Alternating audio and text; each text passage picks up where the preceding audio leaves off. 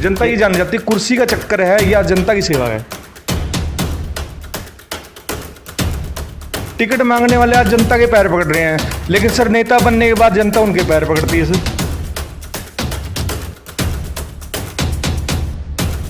Sir आपने जैसे eyes camp लगाए सर, ऐसी ये समाज सेवा तो कोई भी कर सकता है सर। नमस्कार, मैं तरुण अरोड़ा। आज हम मौजूद हैं उचाना विधानसभा में। हमारे साथ मौजूद हैं भूपेंद्र वर्मा जी अलेवा, कांग्रेस के दिग्गज नेता कहे जाते हैं और आज लोगों के बीच उतर रहे हैं दिग्गज नेता। नमस्कार सर।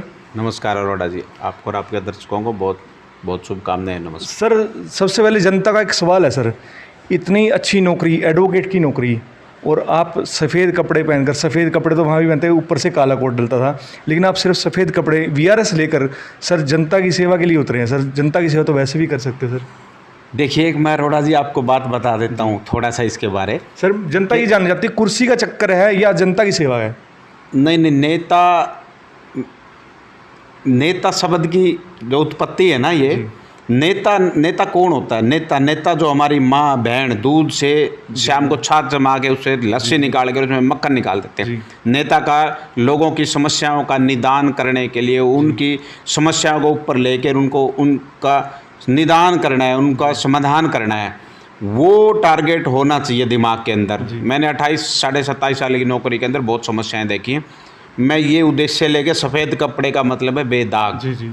मैं दावे के साथ कह सकता हूँ बेदाग हैं, बेदाग रहेंगे और बेदाग ही चलेगा। सर मतलब जनता का तो ये सवाल है सर कि आप बेदाग कह रहे हैं सफ़ेद कपड़े को, लेकिन जनता की सेवा के लिए आए हैं, कुर्सी के लिए आए हैं सर? नहीं, जनता की सेवा के लिए। तो जनता की सेवा तो आप वैसे भी कर सकते थे सर। नहीं, कर सकते थे। कुछ समस्याएं ऐसी हैं जो ना प्रशासन ढूंढता, ना ऐसे सेवा से निपटती। जी सर। वो जो सेवा कर सकते हैं मैं वो करता भी आया हूँ, कर भी रहा हूँ और करूँगा भी।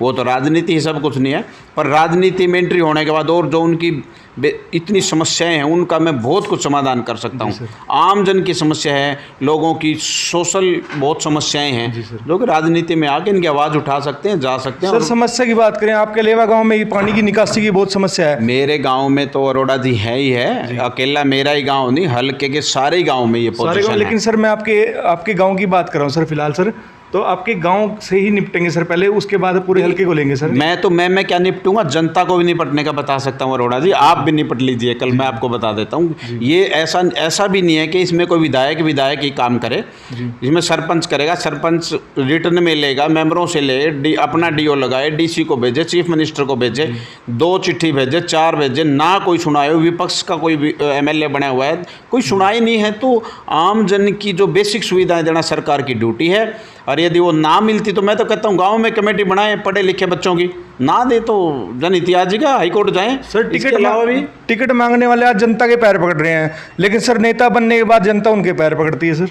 नहीं, ऐसा देखो, दुर्भाग्य है ये हमारे देश का जो इतना परिवर्तन आ चुका है। अब खासकर बीजेपी राज में बहुत परिवर्तन आ गया। गरीब लोगों ने बड़े आस उम्मीद से वोट दिए थे, इनको लाइनों में लगाया, बड़ी समस्याएं, डबल समस्याएं क्रिएट होगी, बेरोजगारी होगी और युवा बच्चों के साथ बड़ा अत्याचार हुआ है, खिलाड़ियों के साथ अत्याचार हुआ। कोई फैसिलिटी, लोगों की जो बेसिक हैं समस्याएं, उनके ऊपर कोई ध्यान नहीं देता ताकि उनको उबारा मिले, वो ऊपर उठ के उभरते हुए सितारे आए हमारे। सर टिकट की दावेदारी कर रहे हैं सर, पहले दिन ही कांग्रेस के हरियाणा प्रदेश में 1000 से ऊपर आवेदन आ चुके हैं सर, तो आप क्या सर लगता है कि आपको टिकट मिल सकती है सर? क्यों नहीं, उम्मीद पे दुनिया कायम है। मुझे भी उम्मीद है, जब और भी मेरे भाई हैं जो मांग रहे, मुझे नहीं, इतने आवेदन आए हैं, करीब 2000 के करीब आवेदन शायद आ चुके। 90 सीटें हैं सर। अगर सबको टिकट तो नहीं मिल सकती सर, 90 ही मिलेंगी सर। अगर बाकी को नहीं मिलेगी तो कांग्रेस सरकार में फूट भी पड़ सकती है। नहीं, कोई फूट नहीं है, पार्टी के सिपाही हैं, सभी पार्टी के लिए काम करेंगे, ऐसा कुछ नहीं है। देखो, कोई भी वर्कर है, सबको टिकट मांगने का अधिकार है, पार्टी जिसको डिसाइड करेगी उसके अनुसार काम करेगी। जाति के आधार पर टिकट मिलेगी सर?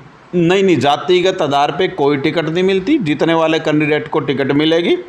कांग्रेस पार्टी उस विचारधारा में नहीं चलती सर। पार्टियां ऐसी, मैं नाम नहीं लेना चाहूँगा सर, जाति के आधार पर टिकट दी जाती है। ज़्यादा बीजेपी ने जाति पाति और धर्म के नाम पे राजनीति की है। चौधरी भूपेंद्र सिंह हुड्डा, दीपेंद्र सिंह हुड्डा और हमारा शीर्ष नेतृत्व राहुल गांधी जी हैं, प्रियंका गांधी जी हैं। वो 36 बिरादरी को, हर गरीब मजदूर को, किसान को, व्यापारी को, हर व्यक्ति को साथ लेके चल रहे हैं। और आपने अभी चुनाव में जो परिणाम देखे भी होंगे, यदि उस विचारधारा पे काम करते हो तो यहाँ तक नहीं पहुँच पाते। और बीजेपी का कितना डाउनफॉल है लोग समझ चुके हैं, पढ़े लिखे हैं, समाज में अपने एक दूसरे को भाईचारा है। 36 बिरादरी का दुख सुख में आना जाना, शादी में, ब्याह में, उठना बैठना, और हर किसान है, जैसे किसान के साथ छत्तीस बिरादरी का उसके साथ हिस्सा है, चाहे कोई गरीब है चाहे कोई मजदूर है, किसान सब छत्तीस बिरादरी के लिए खड़ा है।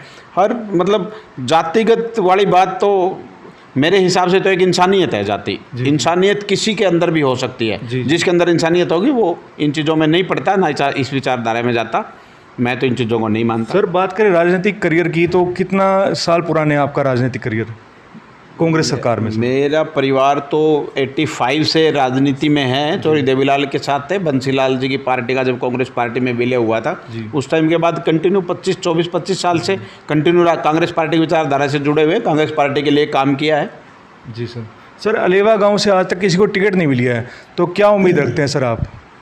नहीं, मेरा बड़ा गांव है, हल्के में सबसे बड़ा गांव है। मुझे उम्मीद है कि गांव के दम पे भी कंसिडर करते हुए और मेरी कार्यशैली को और मैं जो लोगों की सेवा कर रहा हूं और जो मेरे विचार हैं उनको और मेरी एजुकेशन को, जो मेरा सिस्टम है उसको, सारी चीज़ें कंसिडर होती हैं। उन चीज़ को देखते हुए पार्टी मुझे कंसिडर करेगी। सर आपने जैसे आइज कैंप लगाए सर, ऐसी समाज सेवा तो कोई भी कर सकता है सर? मैंने कोई एहसान नहीं किया, मैंने तो अपनी मर्जी से लगाए थे। ज़रूरतमंद गरीब लोगों की जो मैंने समस्याएं देखी थी, इसलिए मैंने तो कैंप लगाने शुरू की थी। वो कोई एहसान थोड़ी, मैं जो इंसान अच्छा करेगा बुरा करेगा वो खुद के लिए किया। यदि मैंने बुरा करूँगा तो मैं खुद के लिए करूँगा, जो मैं अच्छा किया खुद के लिए, एहसान नहीं किसी के ऊपर। वो तो ज़रूरतमंद लोग थे जिनको इच्छा थी उनकी, मैंने थोड़ी बहुत सेवा समाज में जो भी थी वो मैं कर पाया, वो मैंने करी। मेरे से जो पुगेगा, मेरे पे मान लो मेरी नौकरी से, सैलरी से जो 10 रुपये एक्स्ट्रा होंगे, मैं समाज सेवा में फिर भी लगाता रहूँगा। कोई राजनीति सब कुछ नहीं है, वो तो मैं रहूँगा ही एक्टिव। तो राजनीति में आने का कब से सोचा सर आपने? मैं तो राजनीतिक, वैसे तो मेरे बाबूजी देखते आए हैं परिवार में, राजनीतिक परिवार से। जॉब में आने के बाद मैं थोड़ा सा फेस में नहीं आ सकते थे, कुछ सीमाएं होती हैं नौकरी वाले व्यक्ति की। बाकी मैं शुरू से ही कांग्रेस पार्टी की विचारधारा का व्यक्ति हूँ। 16-17 से तो मैं अपना पूरे हल्के में एक्टिव ही हूँ। सर जनता का कितना समर्थन मिल रहा है आपको? मुझे बहुत अच्छा समर्थन मिल रहा है, जहाँ जाता हूँ भरपूर प्यार और आशीर्वाद मिलता है। आप देखते भी होंगे सोशल मीडिया पे, बड़ा आशीर्वाद, कहते हैं कि भाई आपके साथ हैं और आप लेके आओ हमें ऐसा। तो सर उचाना की जनता को क्या कहना चाहेंगे सर आप? मैं तो यही उचाना की जनता को कहना चाहूँगा कि कांग्रेस पार्टी का मिलजुल कर साथ दें, और मुझे का पार्टी मौका देती है तो नम्र निवेदन है कि मेरे विचार, मेरी आत्मा और मेरी भावना को समझ के लोग एक, मैं समझता हूँ कि हर प्रशासन की, हर सिस्टम की मुझे जानकारी है, निदान करेंगे लोग, मुझे साथ देंगे तो मैं उनका 4 गुना करके लोगों को देने की कोशिश करूँगा। कभी धोखे वाली बात नहीं होगी। जी धन्यवाद सर। तो वीडियो को ज़्यादा से ज़्यादा शेयर करें, ज़्यादा से ज़्यादा लाइक करें। हमारे साथ भूपेंद्र वर्मा जी एडवोकेट जो है अलेवा से हैं, जो कांग्रेस की टिकट के लिए जो अपना आगे की तरफ समर्थन, जो अपना लोगों का समर्थन जो इनको मिल रहा है, तो कितना समर्थन मिल रहा है कमेंट बॉक्स में अपनी राय जरूर